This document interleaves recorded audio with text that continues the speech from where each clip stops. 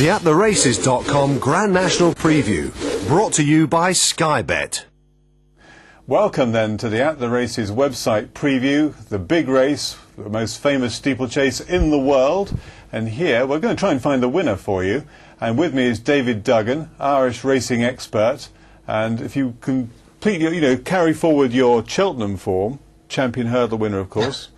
If we can carry forward that. Have you got a good record in the Grand National? Not too bad. We did quite well in it last year. It's always, you have to speculate to accumulate, if you like, and it's very often a race that you have to put a few forward in the hope that you'll get the winner. And in the last 4 years, 4 years ago, Monty's Pass, Amberley House won it for Ginger McCain in 2004, Hedgehunter 2 years ago, Numbersixvalverde last year. It's a race being dominated by Ireland. Very much so. They're doing extremely well in the handicaps overall in England, and they've got now managed to put together terrific records in the English Grand National, and hopefully we can repeat the dose again this year. And we can have a look at the 5-day entries and just pinpoint a few interesting horses. We'll see quite a lot in action quite soon. At the top of the weights there, Hedgehunter, the winner a couple of years ago and ran really well last year for Willie Mullins. There's Photo Island, another Irish horse, got quite a big weight. Going down with this Eurotrek for Paul Nicol, who said he's a class horse. He won the Beecher Chase. L'Ami for Francois Dumaine. Lanka Hostin running in the race, looking at Numbersixvalverde, 11 stone 3. Royal O'Clair, who's run very well in the race in the past for Paul Nichols. And looking further down the list, see what we can find there. Point Barrow for Ireland, shown some good form in Ireland. Hear David's views on him quite soon. There's Simon, who won the Racing Post Chase at Kempton. He won the Sky Bet Chase at Southall for John Spearing and Mercy Rhymer. What a story that would be.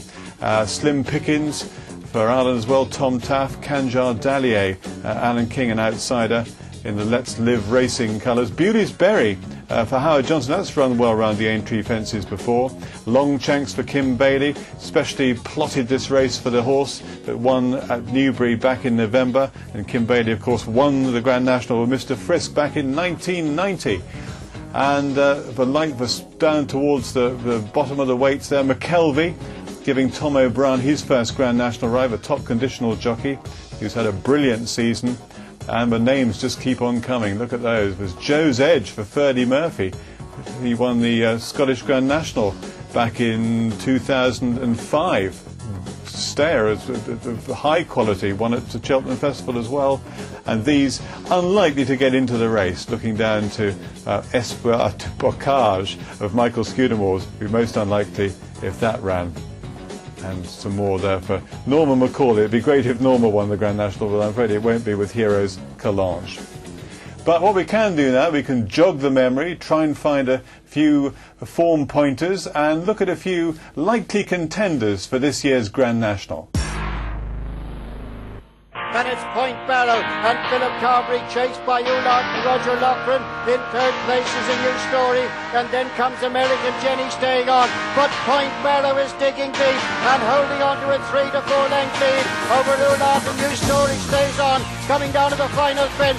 Point Barrow and Philip Carberry going to rise in the lead. He's safely over. Ulart is trying hard. A New Story is third, but up towards the finish, it's Point Barrow who's going to win the Grand National for Philip Carberry, and Pat Hughes, who won it before with Insure. Ulart is second. A New Story third, and American Jenny is fourth.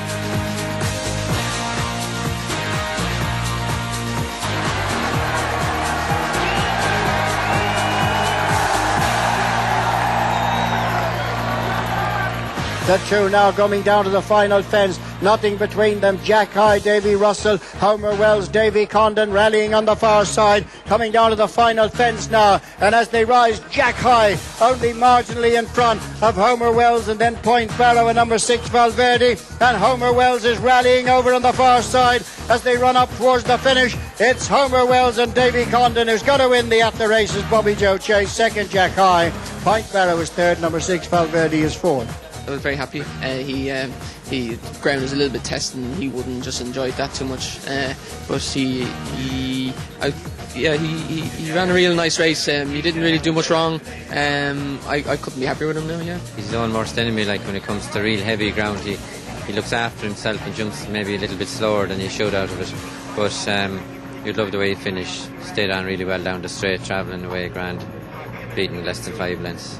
1 mile. He's an amazing horse that he only really seems to get going at the end of a 3 mile slog. He's a real sort of marathon runner, but luckily, sure, we can get him. He's done it once, so you never expect to be doing it a second time, but it'd be lovely to get him back there anyway and line up with the rest of them. And heading down now between the final two fences, and Doire begins to open up and go on by a couple of lengths as they come to the final fence. It's Doire jumps the last, a length and a half in front of Roma in second, another run back in third, and heading inside the final 100 yards, it's Doire now gone on by 3 to 4 lengths over Roma, a brave second, another run running on well in third, racing inside the final 50 yards. They're very tired, but Doire is out a couple of lengths in front of Roma, who's having another go on the far side, but a length and a half between them.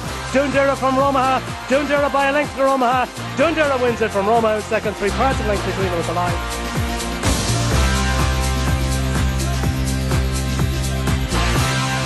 Over the second last, Hedgehunter out clear now has re-established his lead.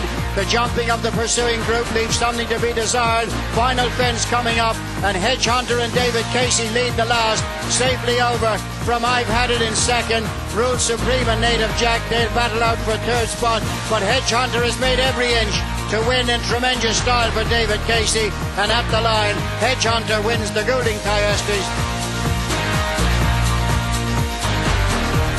And Billyvoddan is a long way clear as he comes down towards the 20th and final fence in the BGC Silver Cup and jumped it fluently. Billyvoddan is clear, he hit the fence but he got away with it, and he's about 15 lengths clear of Zabenz in second. Graphic Approach running on for the places, but this will be an easy victory in the BGC Silver Cup for Billyvoddan. Blinkered first time, Lake Naspel, comfortable winner.